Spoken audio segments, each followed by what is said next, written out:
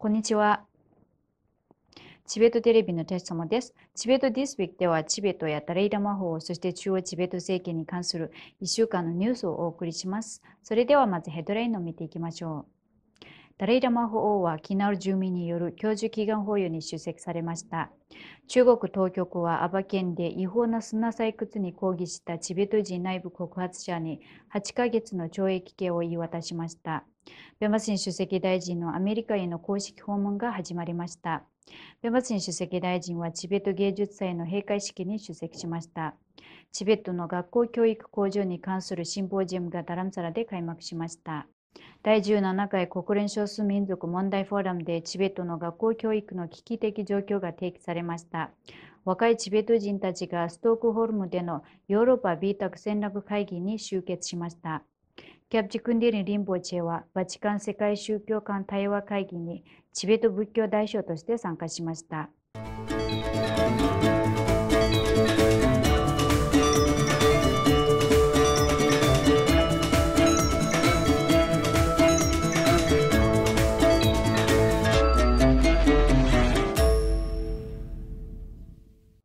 ダレイラマ法王は今朝2ヶ月ぶりにダラムサラの寺院で教授祈願法要を捧げられました。この祈願法要にはキナウルの住民や地元仏教僧院のメンバーを含む1500人の経営者が参加しました。法王は信者たちの揺るぎない信仰に感謝するとともに110歳まで生きるという決意を改めて述べられました。教授祈願法要の炎に続き、法王は菩提心について簡単な教えを説かれました。チベット人権民主主義センターによると、四川省河北のサルモン村出身のチベット人トンゴンツリン氏は、社会秩序を乱したとして8ヶ月の懲役刑を言い渡されました。この罪状は道路建設を装って環境を破壊した暗記建設エンジニアリング会社の違法採掘を暴露したツリン氏の動画が課題になったことを受けてのものです。ツリン氏の動画は10月14日に投稿され、ID カードを提示した実名の苦情が含まれており、会社の活動について詳細に説明されていました。動画が注目を集めた後、地元当局はツリン氏を呼び出し拘束しました。村人たちが複数の政府機関に苦情を申し立てたにもかかわらず、実質的な対応はなされませんでした。当局は会社の違法な砂採掘を認め、罰金を課すと主張しましたが、被害は未だに解決していません。ツリン氏は現在、キョンジュ郡の刑務所に収監されており、家族はツリンと連絡を取ることができず、その安全と権利について懸念が高まっています。今週木曜日、内閣は12月5日から23日まで予定されているベンバチン主席大臣のアメリカ公式訪問を発表しました。両手にはワシントン DC、フィラデルフィア、ニューヨーク、ニューメキシコ、ユータ、ポートランド、シアトル、サンフランシスコへの訪問が含まれています。詳細はこの番組で随時お伝えします。今週初め、主席大臣はダラムサラを訪れていたアカデミー賞受賞俳優兼監督のフォーレスト・ウィーテーカ氏と面会しました。ウィーテーカ氏は中央チベット政権を訪れ、チベットに関して簡単な議論を行いました。翌日、ウィーテーカ氏は自身の娘と共にダレイラマ法のご自宅で短い謁見を行いました。12月1日、ベンバチン主席大臣はダラムサラで開催された3日間のチベット芸術祭の閉会式に主賓として出席しました。このイベントはチベット・ライターズの共同創設者である作家で詩人のプジュン・リー・ソナム氏がチベット基金の支援を受けて主催するもので、作家から音楽家までチベットの物語を世界に伝える芸術家たちの計り知れない貢献を称えるものです。閉会式で主席大臣は過去60年間チベット社会はダレイラマ法の慈悲深く先見の明あるご指導のもとチベット人コミュニティは亡命生活のあらゆる面で大きな進歩を遂げてきたと述べました。またあらゆる媒体を使ってチベットの大義を推進する取り組みやキャンペーンを組織するチベット人個人や団体は常に評価されていると強調しました。さらに主席大臣は中央チベット政権が主催者やイベントの政治的立場や立場に関係なくこれらの努力を全面的に支持すると断言しました。3日間の開催期間中、芸術祭には世界各地から作家、歌手、音楽家たちが集まり、チベットの議会議員、中央チベット政権の職員、チベット人芸術家、芸術愛好家、メディア関係者、ダラムサラ在住のチベット人や観光客など多くの人々が参加しました。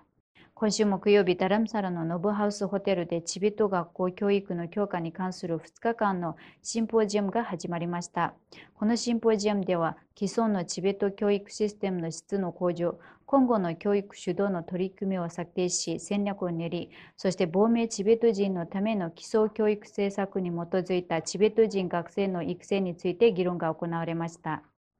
開会式には主義の中央チベット政権の元大臣であるサムドリンボチン教授が、文部省のタラムロマ・チャングラ大臣及びジグメンナムギャ事務局長と共に参加しました。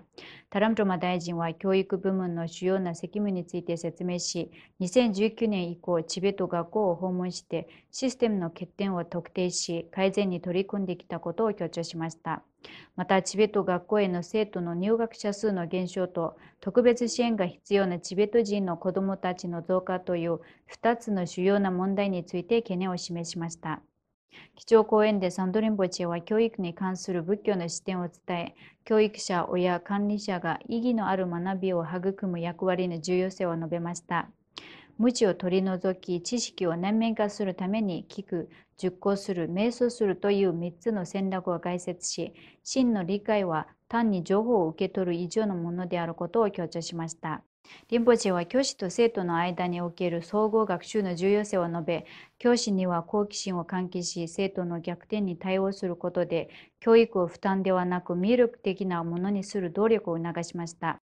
また、チベット仏教の教えが人間の幸福にとっていかに重要であるかを強調し、チベットの若者にこの知恵を保存し、広めるよう呼びかけました。シンポジウムの参加者には教師、元校長、教授、教育機関や教育リーダーなど教育に関する多様な専門家で構成されています。第17回国連少数民族問題フォーラムがジュネーブで開催され、690人が参加しました。このフォーラムでは、公共の場、教育、メディア、文化における少数民族のイメージが議題となりました。議論では、意思決定への少数民族の参加、文化遺産の保護、文化的習慣を守るための政策が強調されました。11月29日、教育に関するセッションにおいて、チベット事務所ジュネーブの国連人権擁護担当官のプンソクトプゲ氏は、チベット語教育を禁止する寄宿制学校への100万人以上のチベット人児童の強制入学、聖地の取り壊し、セリンソのような文化擁護者への弾圧、主導員からの若い僧侶の連れ去りなど、チベットにおける中国の行動を非難しました。プンソク氏はこれをチベットのアイデンティティと文化的生存に対する体系的な攻撃であると指摘しました。Of ancient religious sites like Atok Monastery and compulsory relocation of Tibetan from their ancestral land. The persecutions extend far beyond the infrastructure and education. Advocate for the Tibetan cultural preservation faces severe repressions as demonstrated by the detention of individuals like Siring So, who have courageously spoke up against the ethnic discrimination. The forcible removal of young monks from the religious institution present a direct attack on transmission of Tibetan religious and cultural tradition to future generations. The 2024 Freedom House report identified Tibet as one of the least free regions globally, facing systematic religious and political repression, ethnic discrimination, and threat to the fundamental human rights. The Council is considering action to hold the Chinese government accountable for the atrocities and ensure the equal rights of Tibetan children to receive the education in the Tibetan language. I thank you. このフォーラムは少数民族が直面する課題を特定し、公平なイメージのための提言を策定することを目的としており、その成果は人権理事会に提出される報告書に反映されます。ヨーロッパの6つの地域から30人以上の若いチベット人がスウェーデンのストークホルムに集まり、BTAC戦略会議と研修に参加しました。超チベット政権の情報国際関係省が主催し、スウェーデンのチベットコミュニティが進行役を務めました。この会議ではチベット運動における次世代のリーダーシップを育成するために若者の能力を強化されました。主な内容は情報国際関係省のスポークスパーソンであるテンジン・レシェ氏による基調講演、スウェーデンチベット委員会のマティア会長による人権擁護の課題に関する講演、国際チベットキャンペーンのワンプテトン氏による効果的な人権擁護についての研修セッションなどでした。また各国のコーディネーターがそれぞれの活動についての最新情報を共有し、チベットの伝統を紹介する文化的な祝典で1日を締めくくりました。この会議は若いチベット人がチベットの大義を推進するためのスキルと戦略を身につけることを目指して開催されました。世界宗教間会議がスリナラヤナグルークラムトラストと宗教間対話を担当する教皇教評議会の協力のもと、11月29日から30日にかけてバチカンで開催され、教皇フランシスコが出席しました。教皇フランシスコは道徳的な教えを実践し、宗教間の協和を育むことが世界的な課題に取り組む上で重要であると述べました。チベット仏教代表として参加したキャプジェクンディリン・タクサリンボチェは、ダレイダマ法が宗教調和に注力していることを述べ、世界平和、若者への道徳的指針、思いやりに満ちた未来のために宗教間の協力が必要であると強調しました。リンポチェはダレイラマ法の著書を教皇に贈呈し、2025年にイギリスで開催される宗教会議への招待を受けました。これで今週のニュースは以上です。チベットテレビをご覧いただきありがとうございます。